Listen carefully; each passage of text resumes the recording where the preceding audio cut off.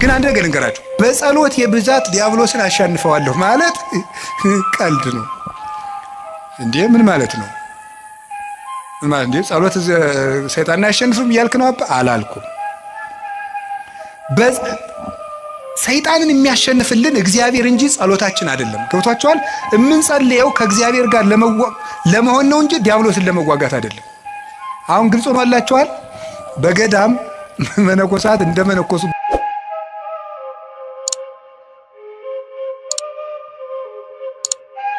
ገዳም እንደገቡ ምን ይሆናል መሰላችሁ? ወዲያው እንደመነኮሱ አካባቢ እንሽላሊት ምናምን እየመጣ ያስፈራራቸዋል። በጣም ክፉ ነው። እንሽላሊቱ እያለ ሁሉ ያስፈራራቸዋል።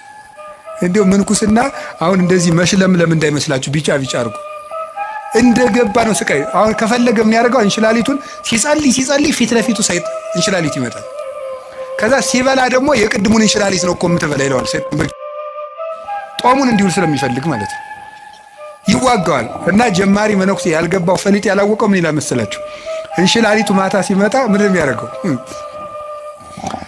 ፍካሬ ዘጻድቃን ወዘኃጥአን መዝሙር ዘዳዊት ሃሌሉያ ሲል እንሽላሊቱ አላለቀም፣ አልሄድም አለ። ዞር ብሎ ያየዋል ደግሞ አለ ነው 150ውን ነው የምዘልቀው ዛሬ ሰብህ ወለእግዚአብሔር በቅዱሳኑ አልሄድም።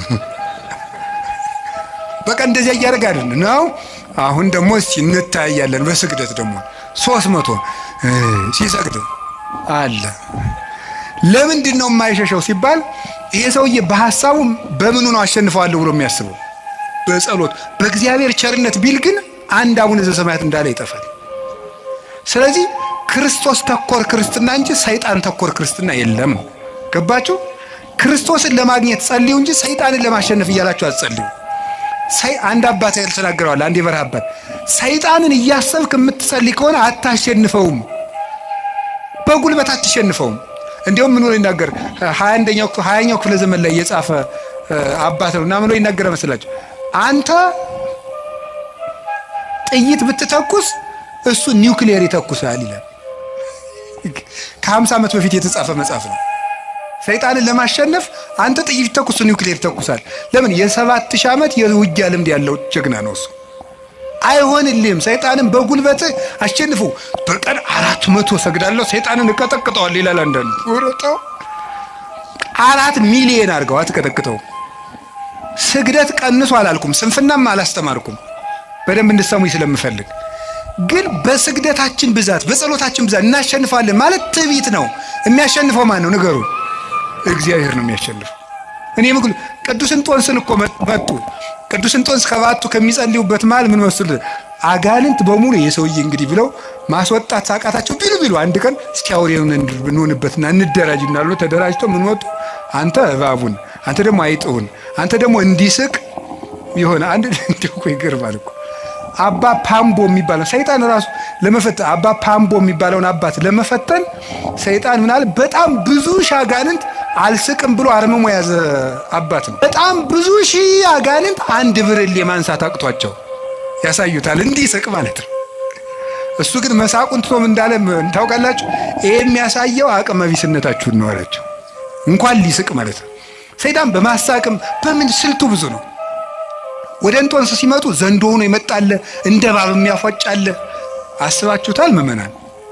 ዘንዶ ቢመጣባችሁ ዘንዶ ብዙ ሲሆን ከዛ ደግሞ እባብ ቢመጣ ከዛ ደግሞ ጊንጥ ቢመጣ እንደገና ነብር ቢመጣ እንደገና አንበሳ ቢመጣ እንደገና ጅብ ቢመጣ አይጥም ቢመጣ አረኒ ራሱ አይጥ ራሱ አሁን ሌሊታውን አይጥ መጣ ደህና ናችሁ ብትል አታስፈራም? ያ ሁሉ እንደ ሰው እየተነጋገረ ያፏጭ መጣ። እንዴኮ ይገርማል እኮ። ምንድነው ያላቸው? ይሄ የሚያሳየው አቅም እንደሌላችሁ ነው አለሱ። አቅም ቢኖራችሁ ኑሮ ለኔ እኮ አንዱ ጅብ ይበቃኛል አላቸው። አቅም ስለሌላችሁ ግን ብዙ ናችሁ መጣችሁ። ይሄ አቅም የላችሁም፣ ግን እኔ አቅም የለኝም ክርስቶስ ይዋጋችሁ እንጂ ሲላቸው ሁሉም ብትን ብለው ጠፉ። ክርስቶስ ይዋጋችሁ እኔ አቅም የሌለኝ ሰው ነኝ በማለቱ ማለት ነው። ስለዚህ እግዚአብሔር ይርዳን ነው እንጂ ተመስገን። እንደው አንዳንድ ደጋግ ምዕመናን ራሱ ሳገኛችሁ ተመስገን ይሄው 5 ዓመቴ ነው መቁጠሪያ ቆጥራለሁ፣ አብይ ጾም ጾማለሁ፣ ሰይጣንን እየቀጠቀጥኩት ነው። እሱ ነው እየቀጠቀጠ ያለ ጌታ። እንደዚህ ማለት በራሱ መቀጥቀጥ እኮ ነው። እውነቴን እኮ ነው። ሰይጣንን ተመስገን ነው እየቀጠቀጥኩት ነው አይባልም። ሰይጣንን የሚቀጠቅጠው ማን ነው? ምን አለ? እግዚአብሔር አምላከ ሰላም ይቀጥቅጦ ለሰላም ታይተ እገሪክሙ፣ የሰላም አምላክ እግዚአብሔር ሰይጣንን ከእግራችሁ በታች ይቀጥቅጠው ብሏል። ሮሜ 16:16 ላይ ዲያብሎስን በጉልበታችን አናሸንፈው፣ በእግዚአብሔር ቸርነት ግን እናሸንፈዋለን። ስለዚህ ዲያብሎስ ከኛ አቅም በታች ነው፣ በእግዚአብሔር ቸርነት እችላለሁ በሉ። እንትን ካልሄድኩ ሰይጣን አይወጣም፣ እንትን ካልሄድኩ እንትን ሰይጣን አይወጣም እያላችሁ እንደዚህ አትበሉ። ዲያብሎስን ዓለምን የሚያሸንፈው እምነታችንና ከክርስቶስ ጋር መኖራችን ነው። ጌታችን ኢየሱስ ክርስቶስ እውነተኛ ብርሃን ነው፣ ዲያብሎስ ደግሞ ጨለማ ነው። ብርሃን ደግሞ ጨለማ ባለበት አይኖርም። ወደ ብርሃን ፊታችንን እንዙር። ዲያብሎስ በእኛ ላይ አቅም የለውም እና እጃችሁን አትስጡ። ማንም ሊጫወትባችሁ አይገባም። ይሄ ጠንቋዩ ሁላ እየመጣ እየሮጠ በእውነቱ ሰይጣን ማን ትባላለህ? ሰይፉ ጨንገር የትና ያስካት ትምህርት ቤት ምንድን ነው እንዲህ ያለ ነገር? ነውር አይደለም እንዴ? ማን ነው የደገመባት? ያክስቷ ልጅ እንዴ? ይሄ ነውር አይደለም? እግዚአብሔር እስቲ ጠብ የሚዘራ ታምር ያደርጋል? እስቲ ንገሩኝ እንደው በሞቴ ሌላውን ንገሩኝና እግዚአብሔር ሰው እንዲጣላ ይፈልጋል? አሁን አጋንንት በሚለፈልፉበት ስንት ሰው ተጣልቷል፣ በሞት እየተፈላለገ ነው ያለ። እገሌ ደግሞ ብኝ ነው ሀብት ያሳካልኛል፣ እገሌ ደግሞ ብኝ ነው ትምህርት ሳይሳካ ይቀር እየተባለ። እግዚአብሔር እኮ የፍቅር አምላክ ነው። አጋንንትን ሲያወጣ ዝም ብሎ ያወጣቸዋል። የእግዚአብሔር ታምር ሌላ ችግር ፈጥሮ አይሄድም። ትክክል አይደለም። ስለዚህ የእግዚአብሔር ቤተሰቦች አጋንንትን የምንዋጋው ከእግዚአብሔር ጋር በመሆን ነው። ከማን ጋር ነው? ከእግዚአብሔር ጋር ምን ሆነው ምንድን ነው? የማቴዎስ ወንጌል ምዕራፍ 28 ቁጥር 19 ላይ አነ የሉ ምስሌክሙ እስከ ልቀት ዓለም፣ እኔ እስከ ዓለም ፍጻሜ ከእናንተ ጋር ነኝ ብሏል። ለማን ያላቸው? ለሐዋርያት በሉ። ለማን? እኔ እስከ ዓለም ፍጻሜ ከማን ጋር ነኝ? ሐዋርያት ዛሬ አሉ፣ በስጋ አሉ፣ በእናንተ ቤተ ክርስቲያን እኖራለሁ እያላቸው ነው። ስለዚህ ከእግዚአብሔር ጋር ለመኖር ቤተ ክርስቲያን ውስጥ አትጥፉ። እንዲያው ንገራችሁ እንዲያው ሰይጣን የሚያስለቅቅ ጸበል የትኛው ነው? የዮሐንስ መጥምቅ ይሻላል። አቡነ ተክለ ሃይማኖት ጥሩ ናቸው አሉ። የሚካኤል ነው ጥሩ። የትኛውም ቤተ ክርስቲያን ውስጥ አጋንንት ይሸነፋል። እስኪ በሉ የትኛውም በሉ። ቤተ ክርስቲያን ውስጥ ማን ይሸነፋል? አጋንንት ይሸነፋል። ከቤተ ክርስቲያን ጋር ህብረት ይኖራችሁ። ሚካኤል ከሆነ ደብራችሁ ሚካኤል ጋር ህብረት፣ እዚያው ሁኑ። እዚያው ክርስቶስ አለ። ገብርኤል ከሆነ እዚያው ህብረታችሁ፣ እዚያው ህብረታችሁ ውስጥ አትነጠሉ። የክርስቶስ ህዋስ መሆናችንን ጠብቁ። ክርስቲያን የክርስቶስ ህዋስ ነው።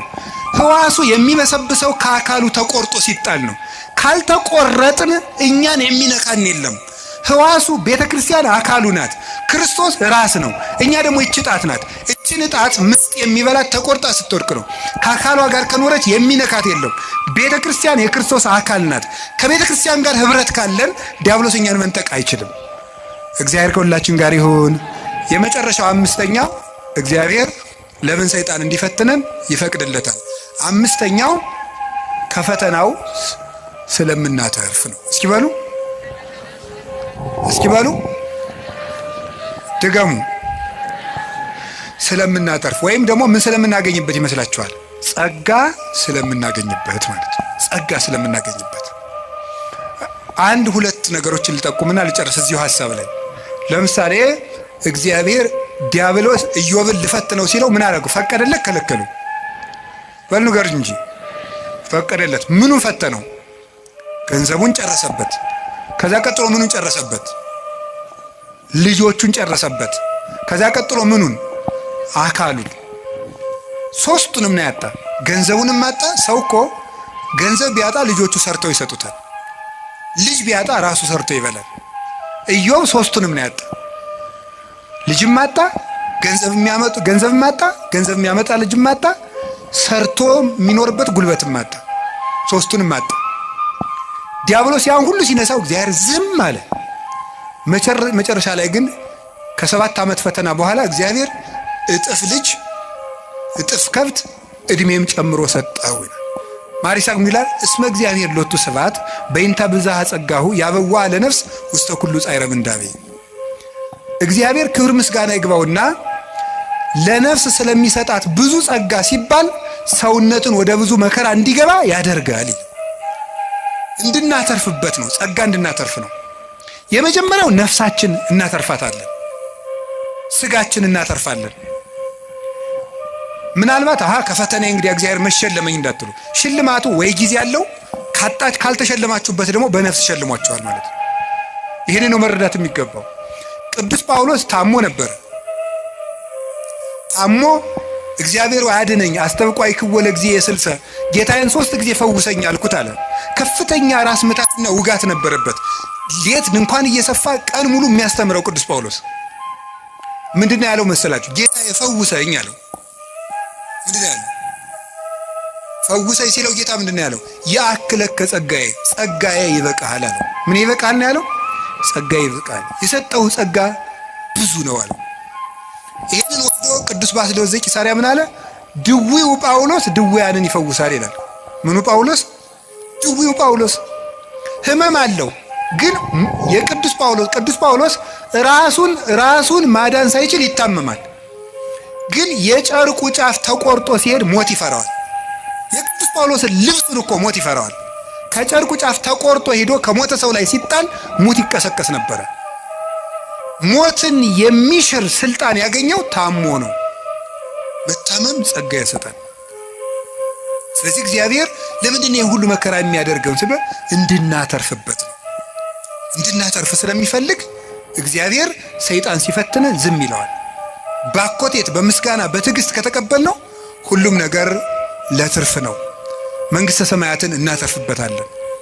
ደስታን እናተርፍበታለን። ኦርቶዶክሳዊነት ማለት መከራ ውስጥ ገብቶ ደስታን ማግኘት ነው። ክርስቲያን ሆናችሁ ደስታን ማንም እንዳይነጥቃችሁ የምትፈልጉ ከሆነ ሁልጊዜ ስታዝኑ ነው የምትኖሩት። ክርስቲያንነት ማለት ዓለም የማይደሰትበትን ነገር መርጦ የማይነጥፍ ደስታ ውስጥ መግባት ነው። ያ የማይነጥፍ ደስታ ክርስቶስ ነው። እንዲህ አላቸው ሐዋርያትን፣ ወለፍስሐክሙ ያልወዘ ያይደክሙ፣ ደስታችሁን የሚወስድባችሁ የለም አላቸው። ደስታችሁን የሚወስድባችሁ የለም አላቸው። ከዛ አይናቸው እንደሆነ አውጥተዋቸዋል፣ እጃቸውን ቆርጠዋቸዋል፣ ገርፈዋቸዋል፣ ከምኩራብ አውጥተዋቸዋል፣ የፈላ እሳት ውስጥ ጥለዋቸዋል፣ ወርውረዋቸዋል፣ ደብድበዋቸዋል፣ ከበሬ ጅራት ቋጥረው ጎትተዋቸዋል። እንደዚያ ከሆነ ደስታችሁን የሚወስድባችሁ የለም የሚላቸው ለምንድን ነው? ደስታቸው ማን ስለነበረ ነው? እኔን የሚወስድባችሁ የለም ነው። በልብስ ልደሰት ብትል ልብስን ወይ ሰዎች ይወስዱታል፣ ወይም የተሻለ ልብስ አሰፍተው የሚመጡ ሰዎች ያስቀኑና በአንተ ልብስ መደሰት ታቆማለህ። በጤና ብትደሰት ሲያምህ ይከፋል። በመልክ ብትደሰት ስታረጅ ይከፋል።